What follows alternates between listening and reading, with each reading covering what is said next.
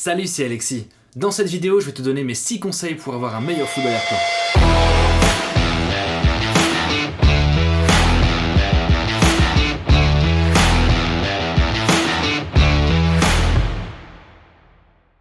Tu cherches des petites astuces pour améliorer ton flou d'arrière-plan? Voici mes 6 conseils. Alors mon premier conseil, c'est d'avoir un appareil photo avec le plus gros capteur possible. Alors tout le monde ne le sait pas, mais en fait la taille du capteur de ton appareil va jouer sur le flou d'arrière-plan. Alors pourquoi? Parce qu'en fait l'avantage d'avoir un capteur APS-C ou plus petit, c'est que la profondeur de champ va être plus grande. Donc ça peut être un avantage si par exemple on fait du paysage ou si on veut juste avoir une zone de netteté un petit peu plus grande dans certaines situations.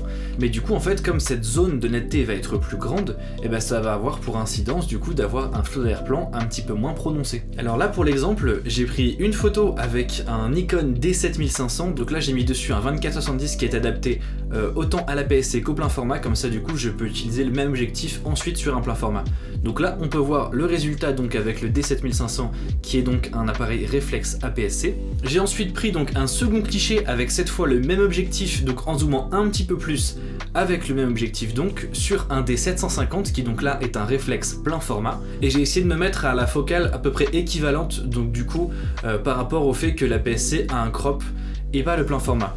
Donc là on peut voir qu'on est à peu près à la même équivalence de focale, et on peut donc constater en regardant les deux que le flou d'arrière-plan est un petit peu plus joli, un petit peu plus prononcé sur le plein format. On peut voir que les petits bits bokeh sont un petit peu plus prononcés également. On peut donc constater qu'avec un plus gros capteur, le flou d'arrière-plan est plus prononcé. Mon deuxième conseil est d'avoir une grande ouverture. Donc ce point-ci est quand même relativement connu, plus on a un objectif qui ouvre grand, donc avec un chiffre le plus petit possible, et plus on va avoir un meilleur flou d'arrière-plan et plus de bokeh. C'est en fait en partie pour ça que les photographes qui font beaucoup de portraits utilisent des focales fixes, parce que en fait déjà ça permet d'avoir une ouverture plus grande, parce que généralement les focales fixes ouvrent plus qu'un zoom, et en plus de ça généralement il y en a certains qui ont des ouvertures dites basiques à 1.8, mais il y en a beaucoup qui vont aller acheter les modèles un peu plus haut de gamme qui ont des ouvertures à 1.4 voire 1.2. Donc là pour l'exemple je me suis mis au 35 mm avec deux objectifs différents. Donc le premier cliché c'était avec l'objectif donc kit qui est vendu avec les Sony Alpha. Donc là je me suis mis au 35 et l'ouverture maximale est de f4. On peut voir que donc là le flou d'arrière-plan et le bokeh est quand même déjà assez prononcé, mais ensuite sur le deuxième cliché, donc j'ai fait le même cliché à 35 mm avec mon 24-70 de chez Sigma cette fois, et donc là au 35 mm j'ouvre à 2.8, et donc on peut voir qu'il y a quand même une nette différence entre le 2.8 et le 4.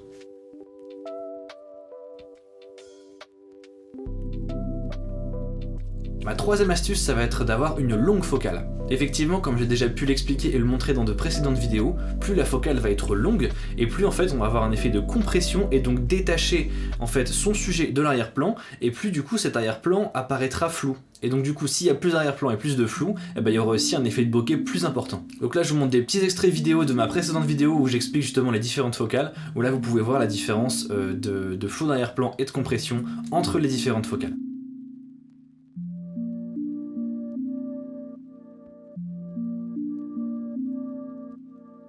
Ma quatrième astuce, c'est de venir mettre des lumières dans son arrière-plan. Alors si on veut ajouter un petit effet très sympa dans son arrière-plan, on peut en fait venir rajouter des lumières donc dans l'arrière-plan et ensuite venir ouvrir son diaphragme au maximum pour du coup avoir un joli effet de bokeh lumineux dans son arrière-plan. Donc ça peut marcher autant pour un portrait que pour n'importe quel sujet qu'on a envie d'isoler avec un joli fond. Et donc pour ça, pour ajouter ces lumières, on peut soit faire comme par exemple là j'ai fait, mettre une petite guirlande lumineuse et pourquoi pas des lampes aussi. Et dans d'autres contextes, on peut aussi par exemple profiter, si on est en fin de journée ou la nuit, on peut tout simplement profiter en fait des éclairages et des lumières de la ville en fait. Généralement pour faire des portraits ou pour faire de la street photo, les lumières ambiantes qu'il y a justement en ville sont vraiment excellents pour faire des jolis flous d'arrière-plan. Je sais que personnellement j'adore la street photo de nuit dans des grosses villes comme Tokyo, New York ou ce genre de choses, où justement il y a vraiment plein d'éclairages, des panneaux lumineux avec des publicités, et ça rend vraiment des compositions incroyables.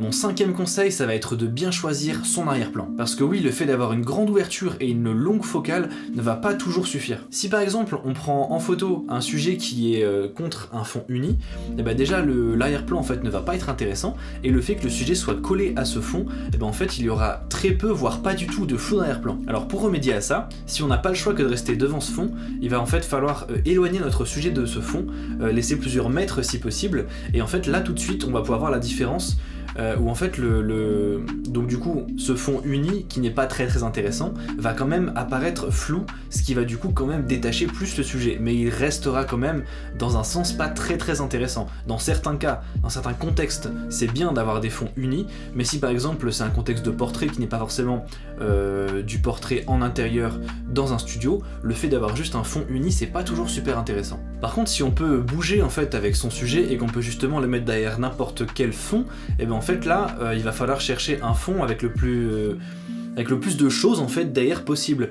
C'est-à-dire que plus l'arrière-plan va être fourni en fait, et bien plus le bokeh va être intéressant, parce que du coup avec la compression et avec le flou d'arrière-plan, en fait tous les éléments en arrière-plan vont se lier et ça va créer en fait du coup un flou d'arrière-plan assez comment dire, concis, assez dense, et c'est là du coup qu'il va y avoir plus d'intérêt en fait dans cet arrière-plan. Même si c'est flou, en fait ça va rajouter quelque chose pour vraiment détacher son sujet, et ça va rendre vraiment un arrière-plan plus intéressant. Après, encore une fois, si on est en fin de journée ou alors si on est de la nuit, ça peut être encore plus sympa du coup de trouver un arrière-plan bien garni, et en plus s'il y a des lumières en arrière-plan, bah là c'est vraiment encore mieux, parce que là on aura vraiment un super arrière-plan avec des jolis bits bokeh comme ça va être vraiment top. Et enfin, ma 6ème astuce, ça va être de faire un flou d'arrière-plan en post-traitement. Alors effectivement, il y a d'autres techniques pour avoir un très bon flou d'arrière-plan sans avoir une grande focale, sans avoir un grand capteur et sans avoir de grandes ouvertures. Personnellement, moi c'est pas forcément quelque chose que j'utilise beaucoup, je préfère avoir vraiment le flou d'arrière-plan naturel que j'ai avec mon boîtier, mais des fois on n'a pas forcément le choix en fonction des contraintes qu'on a, et des fois c'est quand même intéressant de pouvoir faire ça en post-production. Alors pour ça, il y a plusieurs solutions, il y a des logiciels qui le font, il y a aussi des plugins, et on peut aussi très bien nous essayer de bidouiller un petit peu sur Lightroom. Là par exemple j'ai fait une détection du sujet, puis ensuite j'ai inversé en fait mon masque pour prendre du coup tout ce qu'il y avait autour de mon sujet, et en fait j'ai baissé tout ce qui est netteté pour rendre vraiment l'arrière-plan le plus flou possible, et on peut voir que du coup l'arrière-plan est bien flou et que mon sujet se détache vraiment du reste. Après, encore une fois, il y a des tas de techniques, là j'ai fait celle qui me semblait en fait le plus pratique et rapide à faire, sans aller chercher d'autres logiciels et des plugins ou ce genre de choses. Vraiment un truc que si on a Lightroom, on peut faire vraiment ça en 2 minutes. C'est facile à faire, on se prend pas la tête. Encore une fois, moi c'est pas le genre de truc que je fais souvent, mais voilà, c'est pour vous montrer que c'est possible, et quand on n'a pas le choix, et ben ça reste une solution.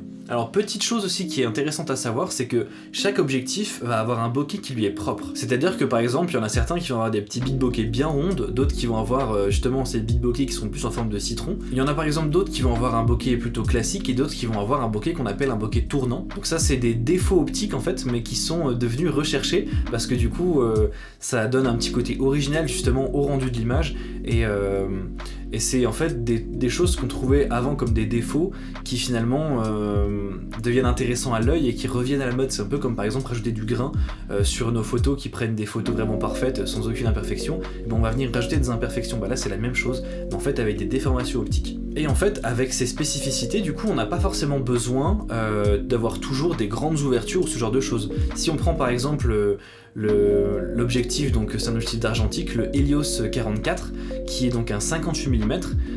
Là on pourrait dire le 58 mm c'est pas forcément la focale la plus adaptée pour du portrait. En plus il n'ouvre qu'à f2, alors c'est déjà une bonne ouverture, mais comparé au 1.8, 1.4 voire 1.2, on peut se dire que c'est quand même un petit peu juste comme ouverture. Mais en fait cet objectif, justement sa particularité, c'est qu'il a justement un bokeh tournant, et en fait cet effet du coup est vraiment très apprécié, et donc il y a eu vraiment comment dire, cet objectif est devenu un moment recherché.